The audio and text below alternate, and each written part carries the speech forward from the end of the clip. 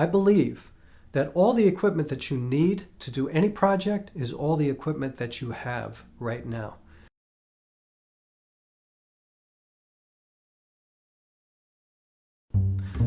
So I want to talk about preparing for a project that I'm working on currently, which is a documentary for a friend of mine.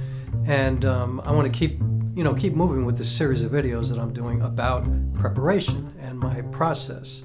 And so first thing I do is I get up in the morning, and the first thing I do is take care of my nutrition.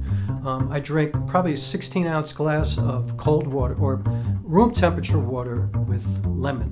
And I use an entire lemon, and I squeeze the whole lemon in there, and I drink 16 ounces.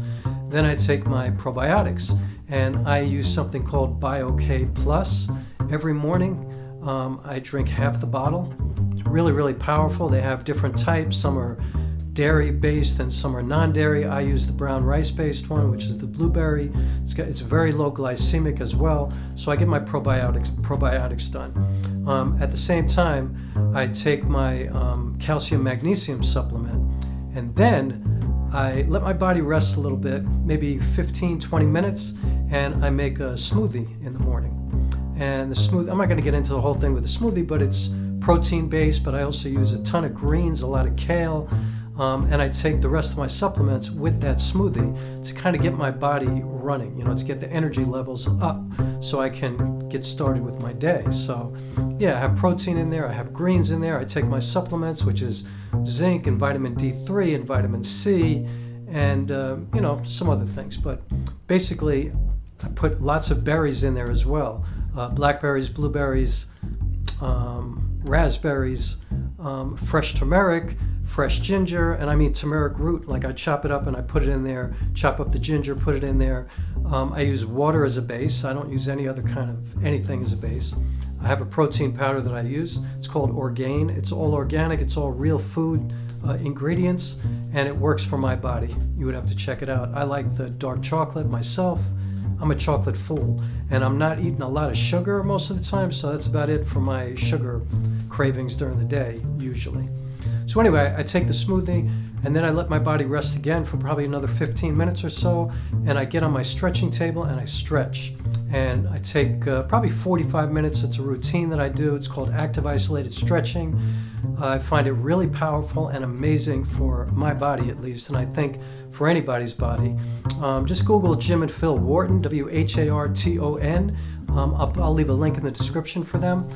They're the godfather of stretching and training and rehab, and they've trained, Olympic athletes, world champion athletes, and they also help people, just regular people who have physical maladies that are stopping them from being able to do what they want to do in their lives. So I get my stretching done, then I do some strength work. And I'm not, that's not what this video is really about, but I do stretching and strength work, and then I'm kind of ready to move forward with my day. So after I do that, I make myself a good breakfast. I usually eat oatmeal pretty much every day of my life, flax seeds, pumpkin seeds, maybe I'll add a banana to it, maybe some raisins or something like that. And I have usually 2 eggs, scrambled eggs. I'll eat them with sauerkraut. I try to put sauerkraut in my body every day, put more turmeric in the eggs, and I'm just kind of eating like utilitarian food, stuff that I know is going to get my body ready to use all the energy that I need during the day. So, eat my breakfast.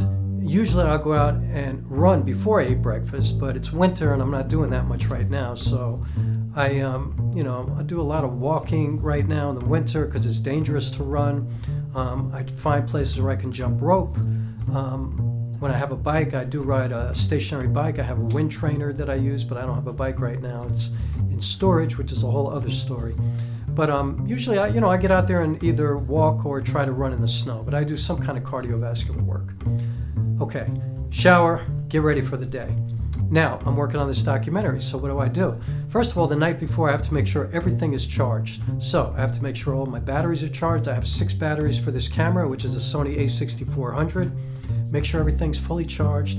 I make sure that I have my microphone in the bag, and this microphone is one that I just plug into the hot shoe, so I don't have to worry about charging it. It just plugs right into the camera. It doesn't require power. I make sure that all my lights are charged. You know, I have a couple of little lights. I have an RGB light, I have a smaller light, I have a stick light. I make sure everything is fully charged. I make sure my gimbal is fully charged. I have the Weebill S, and I just make sure that I have all the lenses that I'm going to need. And okay, let's rewind a little bit. All the lenses that I need.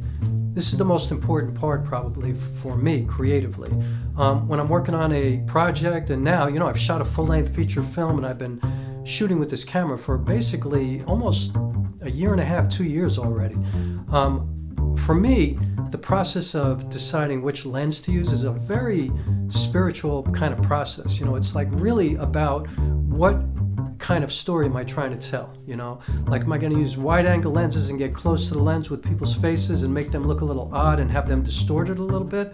Or do I want it to just look normal and use a 35mm lens and just kind of look more neutral? So I decide based on the story which lenses I'm going to use.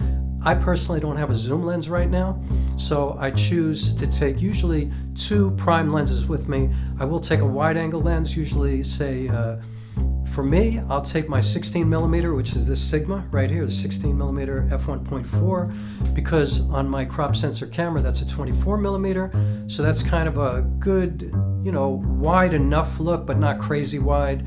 And I'll take my Sony 35mm f1.8 with me, which really is like a 50mm on this camera. And that's good for portrait, for interviews, for talking head stuff. Both of those lenses are really good for everything. So they work for this particular project definitely, because I'm doing a documentary that I want to be like really just real life, like real talk, real life, nothing crazy. The character, you know, the person that I'm doing the documentary about is not some kind of oddball crazy person. She might think she's a crazy person, but to me this is just like raw, intimate, real, honest, you know, a representation of who she is in real life. And so I'm not trying to stylize it too much. So I have my lenses chosen, okay? I'm ready for that, so I'm prepared. So I have my camera, I have my lenses, I have my lights, I have my batteries, I have everything packed up, I have my gimbal, and then I go and I make sure, obviously, that I know where I'm going, I get there on time, we have everything scheduled. You know, I have to get not only Audrey, who I'm doing the project with, but I have to make sure that I get schedules with her sons, her husband, her mom, all the people that I'm shooting. And I have to make sure the location is right, so we have to pick the right place to do it. And then I have a second day that I'm doing, which I won't do. I'm not preparing for today, but that's going to be in a few other locations that I have to okay with Audrey as well. So yeah, according to the story that I'm telling, I'm choosing the best locations that support what we're trying to say. And the other thing is, I don't even want to begin to think about any of this unless I clearly know what I am trying to communicate. What is the story? What's the point? You know, what am I trying to say? And so I'm very, very clear on that. So that's preparation before all of this stuff. Like, I'm not even going to endeavor upon any of this until we have a story. So we come up with an idea, which we did. And then I was like, well, what's the point? What are we trying to say? You know, like, why are we compelled to do this? Because I don't want to do anything unless I feel really compelled and to do it. Like, it's necessary to be told. Like, there's going to be some kind of contribution from this work. Like, we're giving people something of value. That's what I'm looking for. So we have that, definitely a great story. And then I'm prepared. And then I go down and I shoot and come home. And the first thing, and I also have to make sure that I have my SD cards. I have 2 SD cards for the camera. So one of them is 128 meg, and I have a 256 meg. So that holds quite a bit, but I'm shooting in 4K. So because I'm shooting in 4K, it takes up a lot of space. That's why I have to have 2 cards, and I have to know exactly how much those cards are going to allow me to shoot. You know, how much time, how much content I can actually shoot before I run out of space, because obviously if I run out of room on the cards, the day is over. So not only do my batteries have to be ready, but I have to have enough memory to shoot everything. So that's the preparation. Then I have to come home after I shoot everything. I have everything on the memory cards. The first thing I do is, boom, put everything into my hard drive. I have a SD drive on my computer. It's my desktop. I'm using DaVinci Resolve 17. So I put everything into the hard drive, put everything into DaVinci, and then I do some really basic editing, put everything together real quick so I don't forget what we did. I try to mark everything and take notes as we're doing it as well. I try to actually shoot everything in sequence so it makes it a little bit easier for me when I get back to the computer. But what's important for me anyway, and I guess because I'm still kind of new to this, is I like to, it sounds funny saying I'm new and I've shot a full-length feature film already, but that was my first venture and it was on my phone and it was like a whole different thing. But I come back and I try to put everything in sequence and put it down in the program and lay everything on my timeline so that then I don't have to worry about, oh my God, what did I do and where does everything belong and what's the order of everything. So then I can just have everything set and then I can start to be creative with it. Now, the other part of my preparation is learning, you know, what color, what picture profile am I using in the camera? You know, how do I want this to look? Do I want it to look stylized, and in what way? Am I going to shoot in S-Log2, or I'm going to have to come home and color grade and color correct everything? Or am I going to shoot in a standard profile, or maybe I'll use Cine 4? I've really been studying and just like devouring videos and reading a lot about picture profiles and, you know, how I can go about making things look exactly the way I see it in my head. And so that's been a big help for me too, knowing what to shoot beforehand, coming back so I don't have to do too much correction in the computer, because I'm not really all that good at that yet, although I'm getting better and I kind of know what I'm doing, but I'm not really that good at it yet. So anyway, that's pretty much it for preparation for shooting on the, I've already shot one day, but that's the way I prepare to shoot for this particular project. I hope that's of some kind of help and makes some kind of sense to you. I think you have to prepare your body, your mind, and your spirit for anything that you're doing, especially for a project like this, but any creative project, I prepare in the same way before I begin the creative part. And then you have to be like completely prepared for the project at hand, like what you're doing. And in this case, it involves camera, lenses, microphones, gimbals, you know, stabilization, lights, everything. I have to make sure that I'm prepared for all of it. So if I left something out, it's because I'm just going off the top of my head right now, a stream of consciousness. But trust me when I tell you, I didn't forget anything when I showed up at her house to do this. And so that's it. I'm going to share my process for other projects as well, because I'm working on a lot of things. I'm preparing a play. I'm working on a short film and a feature film of my own as well. So I'm going to share this kind of preparation as it moves along, because I think what's going to happen is as I get more experience and as I get better at all this, my preparation is going to rise and it's going to be even more. And as I get maybe more equipment.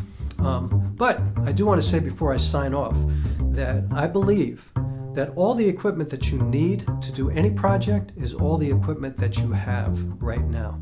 And I'm going to leave you with that. So thanks for watching. I hope you're well. I hope everybody you love is well. If not, my heart is yours. It's still a very difficult time. Take care of yourself. Take care of one another.